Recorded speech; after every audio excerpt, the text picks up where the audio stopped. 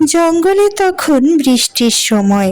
পাখিদের যাদের বাসা পাকাপোক্ত ছিল না তারা বৃষ্টিতে ভিজছিল বন্ধুরা। মা, বাইরে কত বৃষ্টি হচ্ছে, আমার তো ভালোই লাগছে, তবে একটু ঠান্ডা লাগছে মা, অনেক ঠান্ডা ঠান্ডা বাতাস। কয়েকদিন ধরে প্রচুর বৃষ্টি হচ্ছিল বন্ধুরা, এবং বৃষ্টি পড়তে পড়তে পানি বৃদ্ধি পেয়ে জঙ্গলে বন্যা শুরু হলো বন্ধুরা। এমনকি পাখিদের বাসায়ও তখন পানি ওঠা শুরু করলো।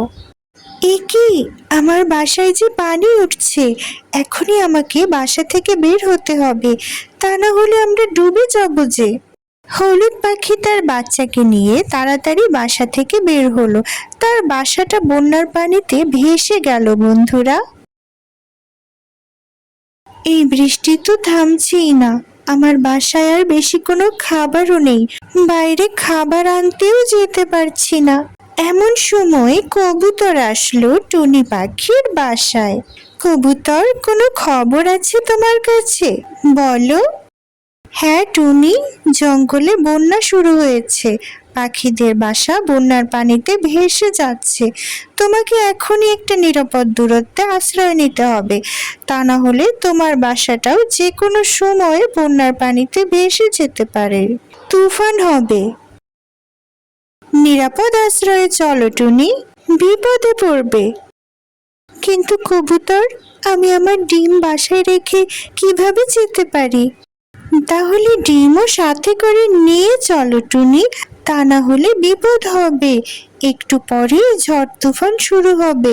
তখন টুনি পাখির বাসায় বন্ধুরা হঠাৎ করে পানি উঠতে শুরু করলো। টুনি তখন কবুতরকে বলল, এখনই আমাদের বাসা থেকে বের হতে হবে। তারা তখন দ্রুত বাসা থেকে বের হলো। টুনি তার পায়ে করে ডিম নিয়ে যাচ্ছিল বন্ধুরা, কিন্তু হঠাৎ করে কি হলো জানো বন্ধুরা?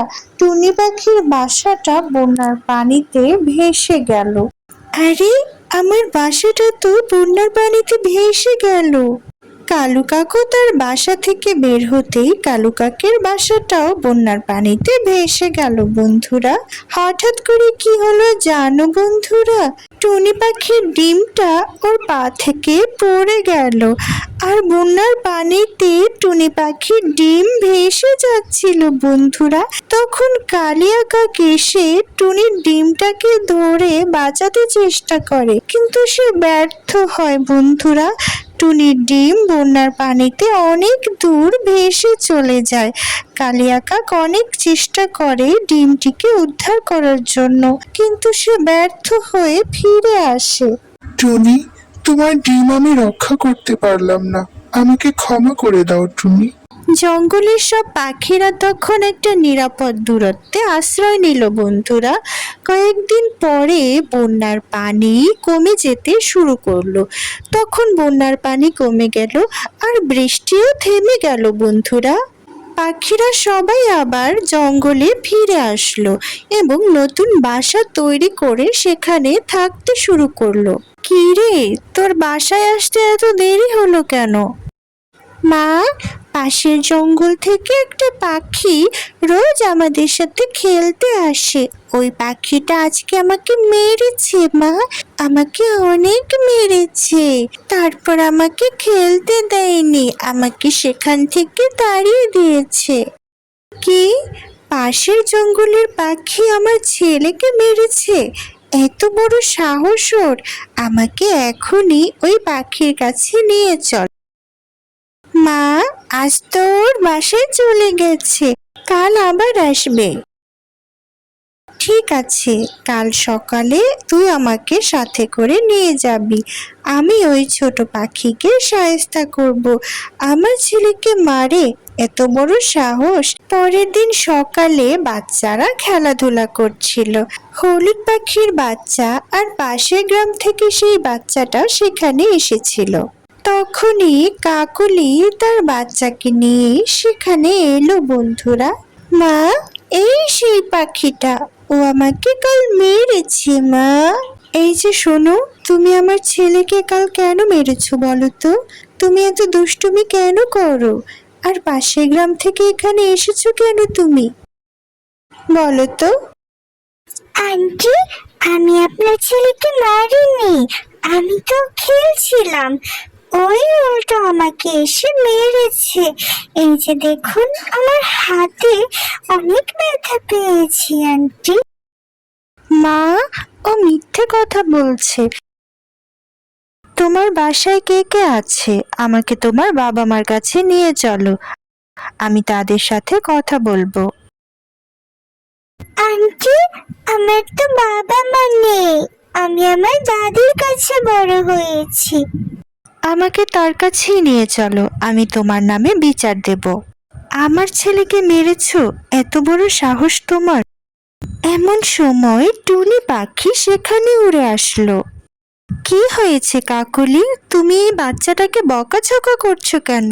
দেখো না টুনি, এই মেয়েটা পাশের গ্রাম থেকে খেলতে আসে, ও আমার ছেলেকে মেরেছে। আমার ছেলে যদি এখানে খেলতে আসে ওকে তাড়িয়ে দেয়, আর প্রতিদিন সেই কাজ করে। এভাবে আর কতদিন চলবে বলো? তুমি কি সত্যি এই কাজ করেছো? আন্টি, আমি ওকে মারিনি, উল্টো ওই আমাকে মেরেছে। দেখো, আমার হাতে ব্যথা পেয়েছি আমি, আমাকে অনেক মেরেছে। আমি তো শুধু খেলতে আসি, কিন্তু ও আমাদেরকে খেলতে দেয় না।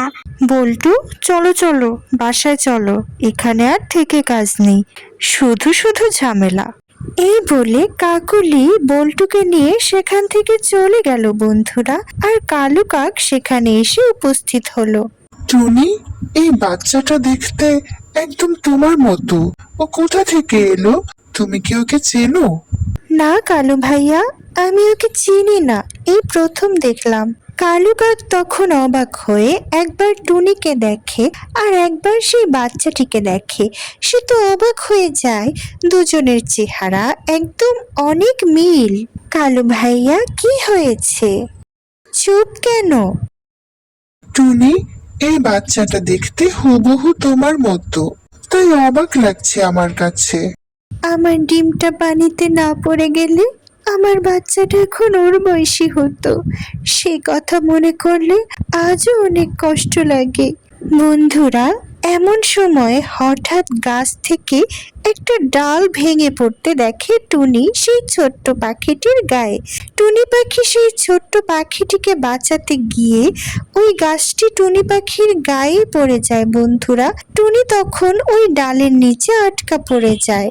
কালু কাক টুনিকে বাঁচানোর জন্য কি করবে বুঝতে পারে না। সে কোনো বড় মানুষকে ডেকে আনার জন্য সেখান থেকে উড়ে যায়।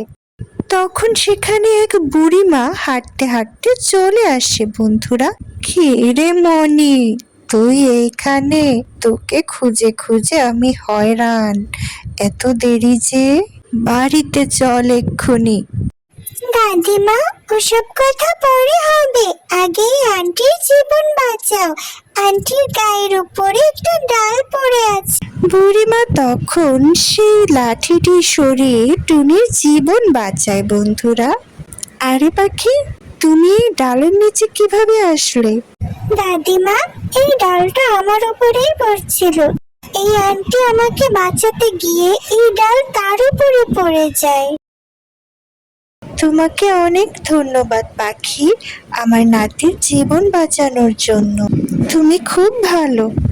বুড়িমা, আপনি এই ছোট পাখিটি কোথায় পেয়েছেন? বন্যার পানিতে আমার ডিম হারিয়ে গিয়েছিল, তাই জানতে চাইছি। সে তো কয়েক মাস আগের কথা পাখি। একদিন ঝড় বৃষ্টি আর তুফানের সময় আমি আমার বাসার বারান্দায় বসেছিলাম। হঠাৎ অনেক বন্যা হয়।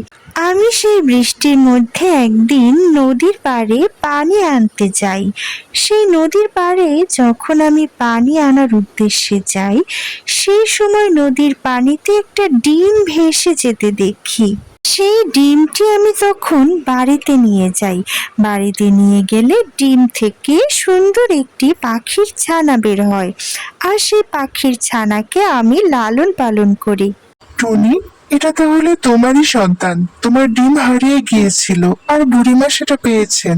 হ্যাঁ কালু ভাইয়া। এই ছোট পাখি টুনি পাখির সন্তান, ডিম হারিয়ে গেছিল। এটা তো খুবই ভালো হলো, ছোট পাখি ওর মাকে খুঁজে পেল।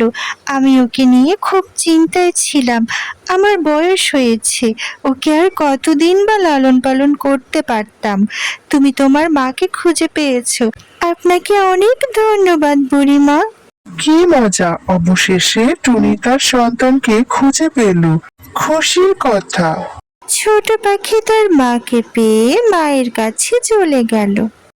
দেখেছো টুনি, সৃষ্টিকর্তা আমাদের ভালোর জন্যই করেন। তখন তোমার ডিম ভেসে গিয়েছিল, কিন্তু তুমি তোমার সন্তানকে ঠিকই খুঁজে পেয়েছো।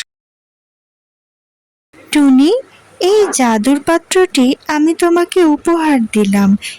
জাদুর পাত্র কোনো কিছু স্পর্শ করলে সেটা অনেক বড় হয়ে যাবে, আর তোমার এ থেকে অনেক উপকার হবে। তুমি এই পাত্রটি তোমার সাথে করে নিয়ে যেতে পারো।